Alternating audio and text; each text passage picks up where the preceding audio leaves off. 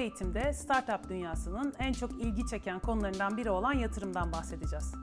Yatırım çok ilgi çekiyor çünkü almalı mıyım, almamalı mıyım, doğru yatırımcı kimdir, o kadar çok konu var ki etrafında.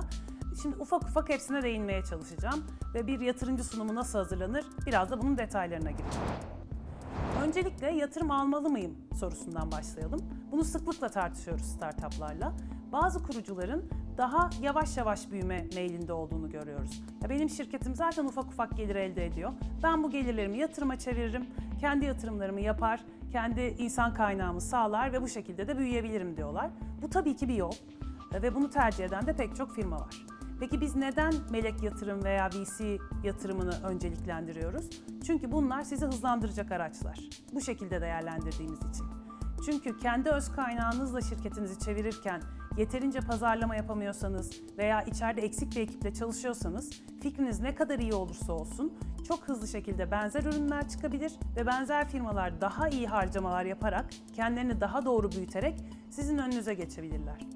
Biz de bu süreçte avantajlı tarafta olmak istediğimiz için genellikle yatırım almayı önceliklendiriyoruz.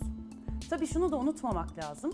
Yatırım almak demek adım adım şirket hisselerinizi satıp çıktığınız bir senaryonun ilk adımını atmak demek. Çünkü aslında size yatırım yapan yatırımcının amacı bir başka yatırımcının da gelmesi ve en sonunda da ya büyük bir yatırımcıya tüm şirketin hisselerinin satılması ya da büyük bir kuruluşa satılması şeklinde ilerler.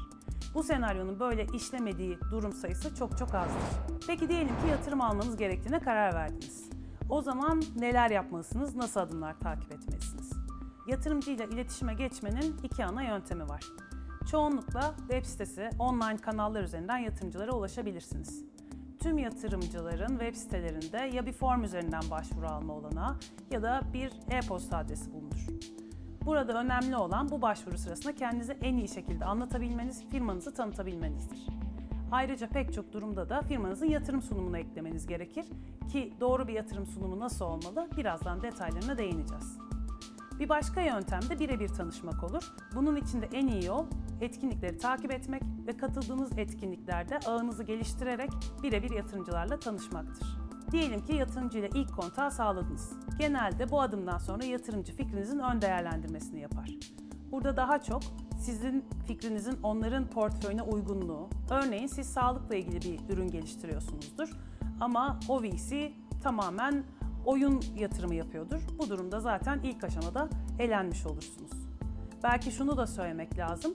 Bu nedenle siz ilk başvurularınızı yaparken de o yatırımcının mevcut portföyünde ne tür firmalar var, ne tür yatırımları önceliklendirmişler, bunu inceleyerek başvurunuzu yaparsanız başarı oranınızı arttırma fırsatınız olur. Diyelim ki bu ilk aşamayı aştınız. Bir sonraki adım yatırımcıyla birebir toplantı olur. Burada iyi hazırlanmış bir yatırımcı sunumuyla kısa sürede fikrinizi anlatmanız beklenir. Sunumunuzu takiben yatırımcı size sorular sorarak fikrinizi daha iyi anlamaya çalışır ve eğer bu süreçte olumlu ilerlerse daha sonra yatırım komitesine girebilirsiniz.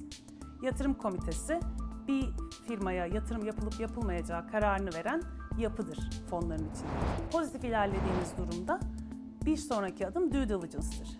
Yani derinlemesine analiz için birebir yatırımcının ekibiyle çalışmaya başlarsınız. Bu sunum kapsamında detayına girmeyeceğim. Eğer yatırım yolculuğuna çıkıyorsanız iyi bir veri odası, data room yarattığınızdan emin olun. Bunun örneklerine internetten ulaşabilirsiniz. Siz yatırımcının değerlendirme sürecinin sonunda ortak bir anlaşmayla karşılıklı hakları tartışırsınız ve artık o yatırımcı sizin ortağınız olur. Yatırımcılar genellikle yönetim kurullarında da yer alırlar ve sizin stratejik yönetim kararlarınızın bir parçası olurlar. Bundan sonraki süreç yatırımcının sizin büyümenize olan desteği şeklinde ilerler. Yatırımcıların yatırım oranları 1/1000'in altındadır. Yani her görüştüğü 1000 firmanın yaklaşık birine yatırım yaparlar. Onun için tüm bu adımlarda çok iyi hazırlanmış olmanız önemlidir. Az önce de bahsettiğim gibi yatırım sürecinin önemli bir adımı yatırım sunumu. Bu sunumun amacı yatırımcının ilgisini çekmek. Genelde 10 slide civarı olan bu sunumda tabii ki her şeyi anlatamazsınız ama FOMO yaratabilirsiniz. FOMO, Fear of Missing Out, kaçırma korkusu yaratmak. Yatırımcılarla genelde ilk temasta yaratmak istediğimiz duygu budur. Burada çok iyi bir iş yapılıyor ve ben bu işe şu anda yatırımcı olmalıyım hissini yaratmak isteriz. Sunumda nelere zaman harcamalıyız? Önemli bir problemi nasıl çözüyoruz? Nasıl bir takım var arkamızda? Satış rakamları, pazar ne kadar büyük? Ne kadar büyük bir fırsat var? Neden bu işi en iyi biz yaparız? Bunlar çok çok önemli şeyler. Ama bir de şuna dikkat çekmek istiyorum. Nelere vakit harcamamalıyız? Refleks olarak bunları anlatmak istiyor olabilirsiniz. Ama gerçekten teknolojinizin derinliği, ne kadar büyük bir Ar-Ge yaptığınız, kaç akademik makaleniz olduğu yatırım sunumunun çok da büyük bir parçası değil. Tabii ki bunlara değinebilirsiniz. Tabii ki işin arkasında iyi bir Ar-Ge varsa bu değerlidir. Ama bazen bu tarafa çok fazla ağırlık verildiğini ve pazarın göz ardı edildiğini görüyoruz. Bundan lütfen kaçının. Şimdi biraz bir yatırımcı sunumunun akışı nasıl olmalı ondan bahsedelim. Öncelikle şunu belirtmek istiyorum. Yatırımcı sunumunun demir kazık bir akışı yoktur. Bazı programların tercih ettiği akışlar vardır ama genelde belli başlı içerikleri eğer siz içinde barındırıyorsanız sunumun akışını dilediğiniz gibi değiştirebilirsiniz. Örneğin ben şöyle yapıyorum. Eğer girişimcinin hikayesi o fikrin ortaya çıkmasında önemli bir rol oynuyorsa takımla başlıyorum sunuma. O takım kendisini anlatırken hikayenin başlangıcını da anlatıyor ve sonra diğer detaylara giriyoruz. Bazen de takım slaydını en sona koyabilirsiniz. Çünkü siz bir fikri anlatırsınız ve o fikrin sonunda işte bakın bu takım bunu yapabilecek yetkinliktedir dersiniz. Her ikisi de doğrudur. Bunlardan bir tanesi doğru değildir. Genel olarak sunum akışında sizin için doğru olanı sizin kendiniz bulmanız gerekir. Kapak sayfasında firmanızın logosunun, adının, mottosunun yer aldığından emin olun. Ayrıca sunumu yapan kişinin adı ve iletişim bilgilerinin olması çok iyi olur. Çünkü özellikle bir sahnede sunum yapıyorsanız karşı tarafın size istediği zaman kolayca ulaşabilmesini istersiniz. Problem ihtiyaçla devam ederiz genelde. Tespit ettiğiniz problem ne? Bu problem ne kadar büyük? Ve siz bunu nasıl çözüyorsunuz şeklinde de ilerleriz. Problemin büyüklüğünü mikro ve makro olarak ayırabilir ve öyle inceleyebilirsiniz. Kişilerle ilgili sorunlar olabilir, kişilerin günlük hayatıyla ilgili sorunlar veya tüm dünyayı ilgilendiren makro problemler olabilir. Örneğin etki odaklı startuplarda makro problemlere çok daha fazla odaklanıyoruz. Çözüm, ürün, değer önerisi. Değer önerisini iş modeli kanvasında anlatmıştık. Dilerseniz daha derin orada bakabilirsiniz. Ne gibi bir çözüm sunuyorsunuz ve nasıl bir fark yaratıyorsunuz müşterinizin hayatında? Bu çok önemli bir şeydir.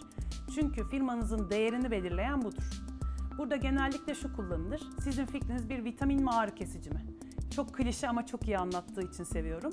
Eğer bir vitaminse bu şu demektir. Müşteri sizin vitamininizi alsa da olur, almasa da olur. Ya da belli bir gelir düzeyinin üstündeyse alır.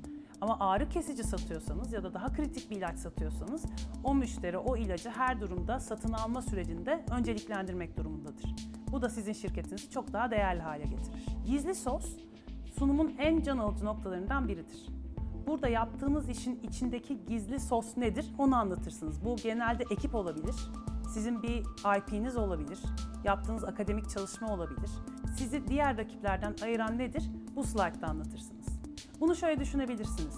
Bu fikri neden siz yaparsınız da Ece yapamaz? Ya da neden siz daha hızlı yaparsınız da ben daha yavaş yaparım? Bunu anlattığınız slide burası olmalı. Sunumunuzun iş modeli slaytı için iş modeli kanvası üzerinde çalışmanızı tavsiye ederim. Çünkü kime satıyorum, nasıl bir modelle satıyorum sorularının cevabı bu slaytta yer almalı. Hedef pazar, hedef kitle kim? Burada pazarın büyüklüğünü de anlattığınız bir slide olmalı. Evet ben bu sorunu çözüyorum, bu iş modeliyle satıyorum ama bunu kime satıyorum ve bu pazar ne kadar büyük? Bazı girişimlerde müşteri çözüm uyumu çok yüksek oluyor ve çok iyi görünüyor. Ancak pazar yeterince büyük değilse bu iş yatırım yapılabilir bir iş olmaktan çıkıyor. Onun için burada pazarın büyüklüğünü doğru şekilde aktarmanız çok önemli. Rakip analizi genelde benim en eğlendiğim slide. Çünkü sıklıkla şunu duyuyorum. Biz bu teknolojiyi ilk geliştiren olduğumuz için bizim hiç rakibimiz yok. Öyle bir şey yok. Öncelikle burada anlaşalım. Yani eğer siz dünyanın ilk hesap makinesini yapıyorsanız sizin rakibiniz kağıt ve kalemdir. Bir şekilde insanlar sizin şu anda onlara sunduğunuz çözümü çok daha ilkel, çok daha zor ama bir şekilde çözüyorlardır. Siz hem problemi hem çözümü icat etmiş olamazsınız. Onun için lütfen tabii ki dar alanda öncelikle birebir sizin gibi işler yapan firmalar varsa onlara bakın. Ama daha da geniş bakıp eğer bu dar alanda bir rakip göremiyorsanız İnsanlar benim çözdüğüm sorunu neyle çözüyorlardı diye açınızı genişletip de bakın. Bu slaydı iki türlü yapabiliyoruz. Bazen ikili bir matris üzerinde kendimizi farklı eksenlerde konumlandırabiliyoruz.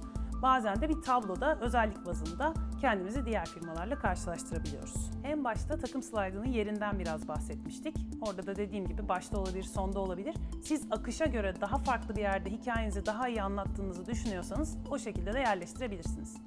Takım slaydında şunu çok duyuyorum. Takım üyelerinin isimlerini yazmalı mıyız, fotoğraflarını koymalı mıyız? Bazen böyle daha jenerik işte kimya mühendisi, kurucu gibi yazmak isteyen girişimciler oluyor. Eğer gerçekten o kişiler takım üyesi ise lütfen fotoğraflarını koyun, onlarla ilgili kısa bilgi verin. Akademik geçmişi olabilir, toplam kaç yıl deneyimi olduğu olabilir, daha önce çalıştığı firmalar olabilir. Çünkü o kişiler ne kadar ete kemiğe bürünürse yatırımcı için de işin ilginçliği o kadar artar. Yatırımcılar özellikle erken aşamada genelde fikir kadar takıma da önem verirler. Hatta daha fazla takıma önem verirler.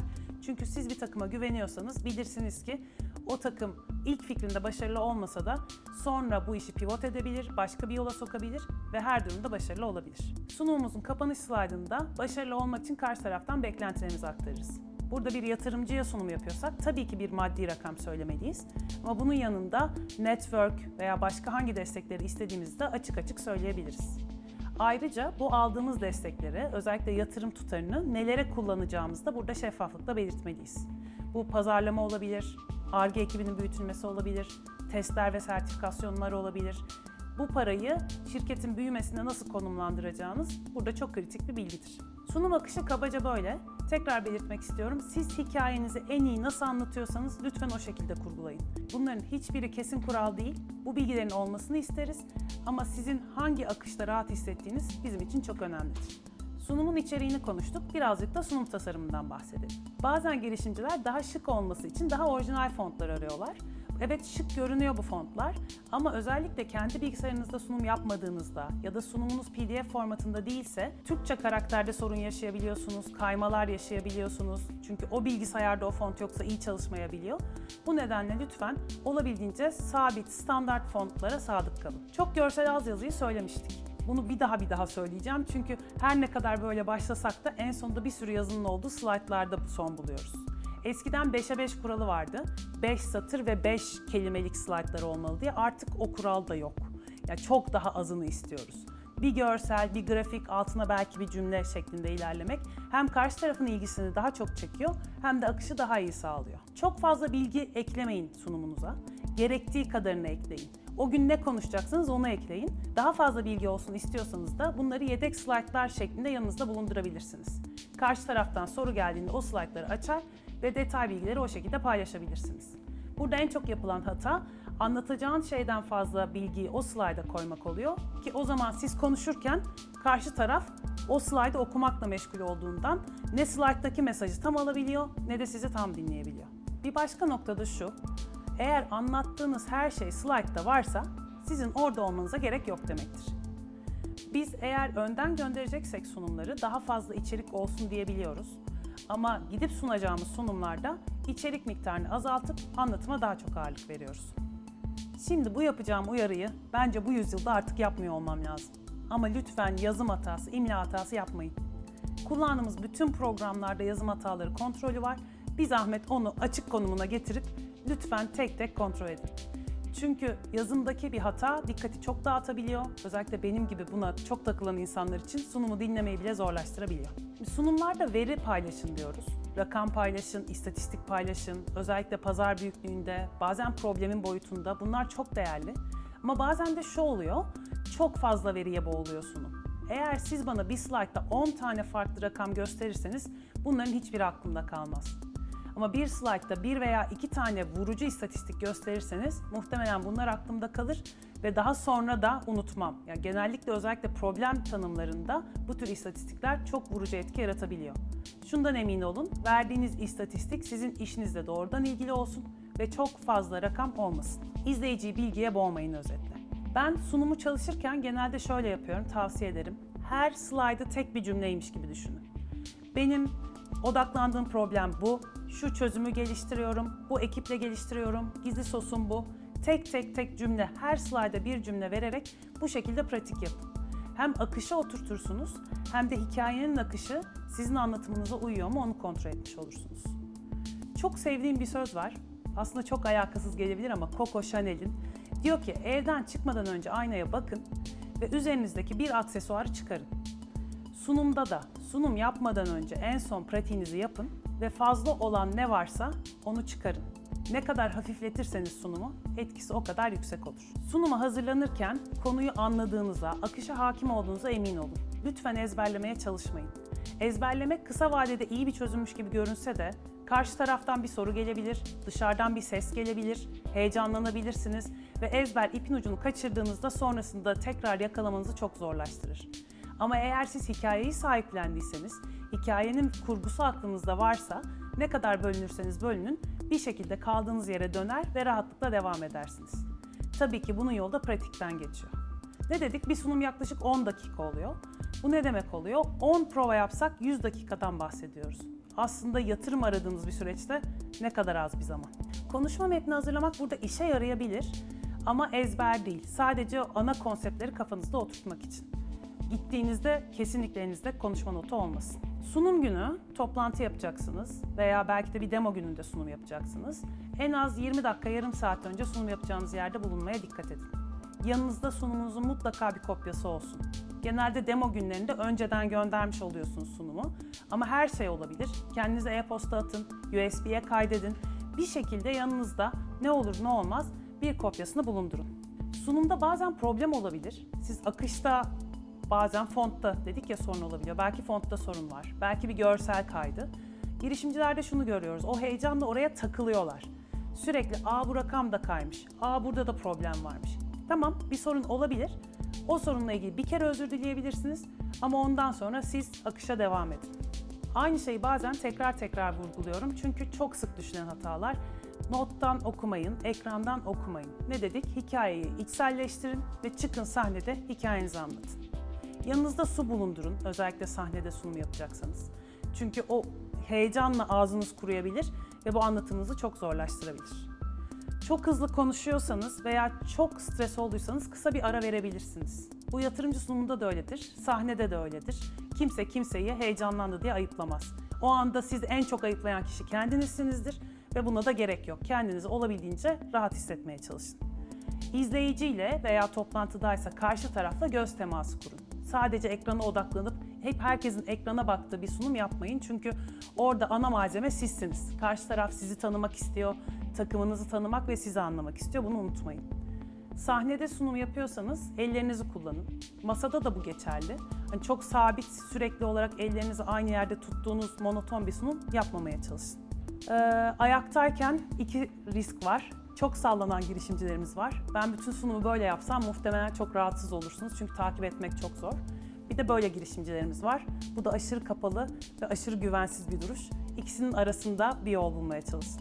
Bu ilk başta kolay olmuyor ama pratik dedik ya, 10x10, 100 dakika. Annenize anlatın, oda arkadaşınıza anlatın, ortağınıza anlatın. Ya kime anlatabiliyorsanız anlatın, sürekli pratik yapın ki hem vücut diliniz otursun hem de siz rahatlayın. Yatırımcı sunumlarında en çok zorlandığım taraf benim, kendi adıma girişimciyi dinlerken soru cevap tarafı. Çünkü dedik pratik yaptık, pratik yaparak sunuma hakimiyet kazandık ama soru cevapta önceden sadece tahminde bulunabiliriz. Yatırımcı bana şunları sorabilir diye. Orada önemli olan soruyu öncelikle odaklanarak dinlemek. Genelde şunu görüyoruz, yatırımcı soruyu sorarken daha soru bitmeden ya da yorum bitmeden girişimci cevap vermeye başlıyor. O zaman zaten genelde soruyu yanlış anlıyorsunuz ya da yarım cevap veriyorsunuz. Bırakın yatırımcı konuştuğunda her zaman olabildiğince sonuna kadar konuşsun. Bazen yorum yapıyor, kendi fikrini paylaşıyor. Siz belki oradan bir şey yakalayacaksınız, bunu da cevabınızın içine katacaksınız. Bu fırsatı kaçırmayın. Soruyu sonuna kadar odaklanarak dinleyin. Yatırımcı sunumunda kendimizi hazırlıyoruz ve o hazır olduğumuz içerik üzerinden gidiyoruz. Eğer iyi hazırlandıysak o kolay tarafı. Ama soru cevap tarafı var bir de. Soru cevap hiçbir zaman tamamen hazır olamayacağımız bir alan. Burada yapabileceğimiz şey önceden gelebilecek soruları tahmin edip ön hazırlık yapmak olabilir. Bunu mutlaka yapmalıyız. Hatta ilk başta da söylemiştim, yedek slaytlarımız olabilir. Bazı konuları o yedek slaytlara atarız. Soru geldiğinde çıkarırız. Ama hiçbir zaman tamamen hazır olamayız. Burada davranışsal olarak hazır olabiliriz. Bunlardan en önemlisi davranışsal olarak karşı tarafa odaklanarak dinlemek. Genelde şunu görüyoruz, yatırımcı tarafı soru sormaya başladığında girişimci cümlenin sonunu bile beklemeden cevap vermek motivasyonunda olabiliyor. Hızla konuya giriyor. Bazen soruyu tam anlamıyor bile. O sorunun cevabını vermiyor. Bunların hepsi karşı tarafta güvensizlik oluşturuyor. Bazen girişimciler şunun iyi bir yöntem olduğunu düşünüyor. Bu sorunun cevabını bilmiyorum ama biraz şöyle kıvırırsam sanki bir güven telkin ederim gibi. Genelde bu tam aksi sonuçlanıyor. Aklınızda bulunsun. Sorunun cevabını biliyorsanız açık açık paylaşın. Bilmiyorsanız, bilmediğiniz bir veri varsa, araştırmadığınız bir konu varsa bunu da söyleyin. Ama lütfen konuyu dağıtmaya çalışmayın. Çünkü orada karşılıklı bir bilgi alışverişi yönetmeye çalışıyorsunuz. Yatırımcı bir soru sorduğunda ya da bir yorum yaptığında fakat, ama, hayır gibi blok cümleleriyle, blok kelimeleriyle cümleye başlamayın.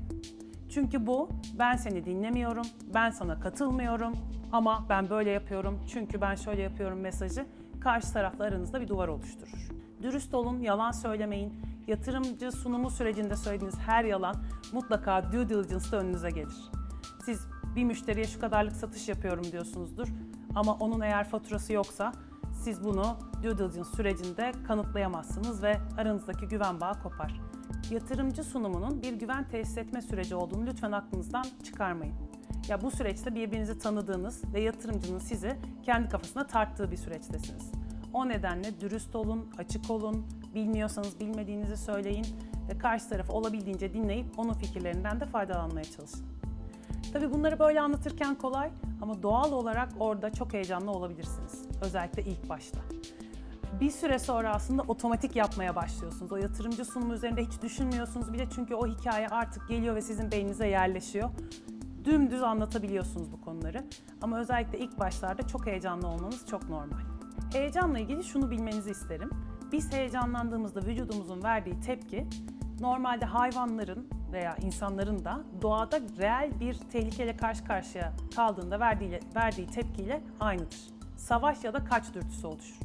Onun için kan beyninizden çok vücudunuzdaki uzuvlara, kollarınıza, bacaklarınıza gider ki daha iyi koşabilin diye. Ve aslında onun için sunum sırasında bazen sallanırız, elimizi kolumuzu nereye koyacağımızı bilemeyiz. Bununla baş etmek için birkaç basit mekanizma var. En önemlisi derin nefes almak. Çok komik gelebilir ama nefes almak beyninize her şey yolunda mesajı verir. Ve çok stres olduysanız, az önce de dedim ya, kimse kimseyi stres oldu diye ayıplamaz. Susabilirsiniz, su içebilirsiniz, nefes alabilirsiniz. Lütfen bunları her zaman aklınızda tutun. Elinize bir şey almak iyi olabilir. Ellerinizi vücudunuzdan uzakta tutmanızı sağlayabilir. Ve bir de öncesinde bu oturarak bir sunum yapacak olsanız bile güçlü duruşlarda durmak, yani böyle ayaklarınızı yere sağlam bastığınız, dik durduğunuz ve açık olduğunuz duruşlarda durmak kendinize güveninizi arttırır ve kendinize güveninizin artması da çok daha başarılı bir sunum yapmanızı sağlar. Umarım aradığınız yatırımı en kısa sürede bulursunuz ve umarım size biraz olsun faydam olabilmiştir. Teşekkür ederim.